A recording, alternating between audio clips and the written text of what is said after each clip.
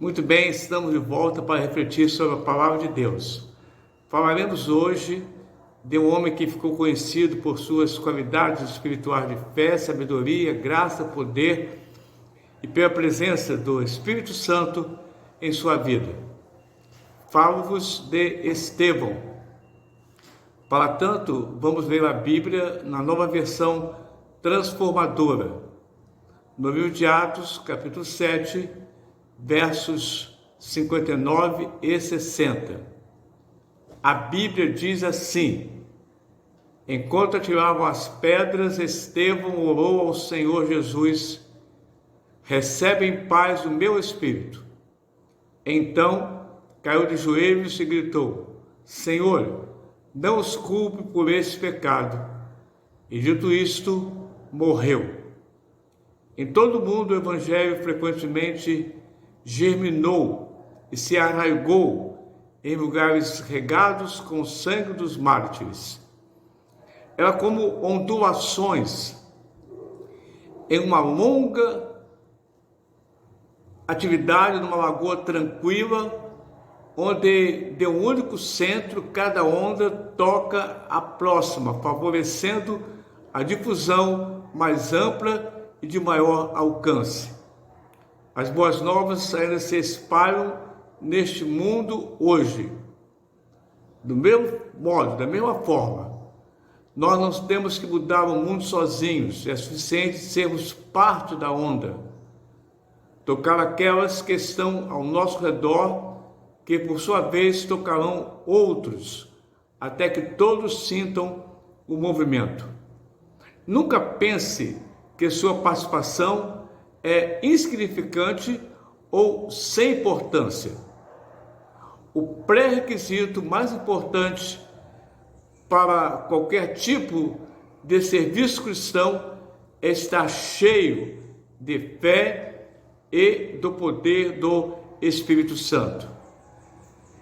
Estevão, homem cheio de graça e poder, realizava milagres e sinais entre o povo. Atos capítulo 6, verso 8. Por esse poder, podemos colocar em prática os dons que Deus nos deu. Mas antes de qualquer poder, antes de darmos a nossa vida pelo Evangelho, devemos viver para o Evangelho. Uma maneira pela qual Deus nos treina os seus servos, treina os cristãos, é colocando-os em posições aparentemente insignificantes. O desejo de servir a Cristo é traduzido pela realidade de servir aos outros. Estevão, cujo nome significa bom senso, fiel aos amigos, foi um administrador e mensageiro efetivo antes de tornar-se um mártir. Foi nomeado um dos responsáveis pela distribuição dos alimentos na igreja primitiva. Muito antes da estrondosa perseguição contra os cristãos surgir, inesperadamente já existia o ostracismo social. Os judeus que aceitavam a Jesus como Messias, eles eram normalmente excluídos de suas famílias, do seu relacionamento social. Como resultado, os cristãos dependiam de apoio uns dos outros. A atitude de compartilhar as casas, os alimentos e os recursos financeiros e também emocionais é uma prática necessária à igreja primitiva. Todavia, o aumento do número de cristãos acarretou a organização da divisão do trabalho. Alguns estavam sendo negligenciados. Havia reclamações. A escolha das pessoas para ajudar na administração era feita na base da integridade, da sabedoria e da sensibilidade delas para com Deus. Estevão, além de ser um ótimo administrador, Foi também um poderoso orador. Por isso foi um dos escolhidos. Quando confrontado no templo por vários grupos antagônicos ao cristianismo, Estevão usou uma lógica convincente para refutá-los. Isto está claro na defesa da fé que ele fez diante do Sinédrio.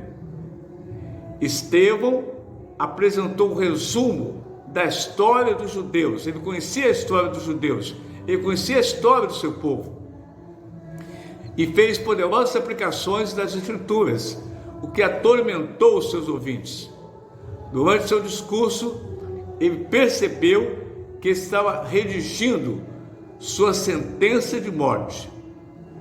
Os membros do Sinédrio não podiam suportar que as motivações dele, outras motivações malignas para os judeus, fossem expostas. Apedrejaram Estevão até a morte, enquanto ele orava, pedindo que o Senhor os perdoasse. As palavras finais do discípulo demonstram o quanto se tornou parecido com Jesus em pouco tempo. Estevão, em seu longo discurso perante o conselho de líderes religiosos, ele destacou 3 pontos principais.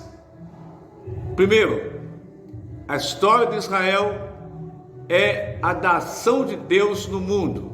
Segundo ponto, as pessoas adoravam a Deus muito antes de existir um templo, porque Deus não está preso a um templo.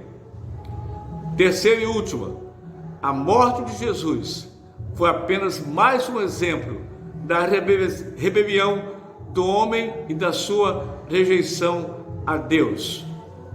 Sobre o relacionamento de Israel com Deus, a morte de Estevão causou um duradouro impacto sobre o jovem Saulo de Tarso, que deixou de ser um violento perseguidor dos cristãos para tornar-se um dos maiores defensores e pregadores do Evangelho que a igreja já conheceu. A vida de Estevão é um desafio contínuo a todos os cristãos pós-modernidade. Por ele ter sido o primeiro a morrer pela fé, seu sacrifício suscita algumas perguntas. Primeira, quantos riscos corremos por sermos seguidores de Jesus? Segunda pergunta, estaremos dispostos a morrer por Jesus? Terceira pergunta, estaremos dispostos a viver por Jesus? Essa é uma pergunta que cada um precisa responder individualmente. Precisa responder calcado na confiança, na fé em Jesus. Vamos lá, recline sua cabeça, ore a Deus nesse instante. Nosso Deus, nosso Pai, muito obrigado, Senhor, porque no passado alguém se envolveu com o sacrifício de Jesus na cruz, a ponto de ser uma testemunha eficaz, uma testemunha sem medo da pessoa e do Evangelho do nosso amado Salvador. Nosso Pai, que sejamos essas testemunhas hoje, que não tenhamos medo, vergonha de falar que somos crentes, que somos seguidores do Senhor Jesus. A Bíblia diz que aquele que se envergonhar de mim diante dos homens, eu me envergonharei dele diante do meu Pai que está nos céus. Obrigado, nosso Deus, por essa coragem que o Senhor nos dá. Em nome de Jesus. Amém.